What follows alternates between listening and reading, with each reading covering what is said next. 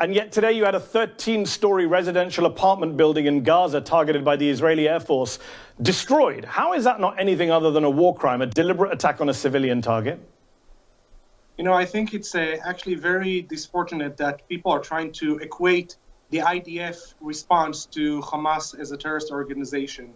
Israel acts in accordance with the international law. We target only Hamas targets, and every target that we're firing at is being chosen very carefully. We do that with accordance of international law in order to minimize civilian casualties and collateral damage. And you know what? We're the only country and the only organization, the only ones in the Middle East that actually care about international law. Hamas doesn't care. Palestinian Islamic Jihad doesn't care.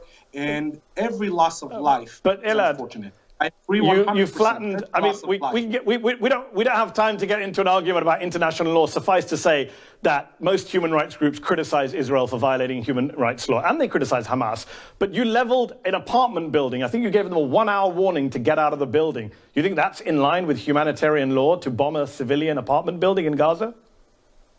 You know, Hamas is using the Palestinians in Gaza as human shields. They're firing rockets at Israel from within centers of civilian population because they want to see these sites. They want to force Israel to respond and to see these sites. Now, also, Hamas and the Palestinian authorities are exaggerating with the numbers. You were mentioning earlier in your show about the casualties and the children that were killed, and you said that it was results of IDF strikes. But we know for a fact that 6 of these children, for example, were killed because of Hamas rockets were misfired and fell in within Gaza Strip, and they killed the Palestinians. So I'm taking any report just to be clear. I just want to be clear here, Elad. I just want us to be clear. Let's find common ground. Are we now saying, is your position, because I'm sure militant groups are listening in from across the world, is your position that apartment buildings are fair game if there's someone inside you don't like? Is that the position of the Israeli government tonight?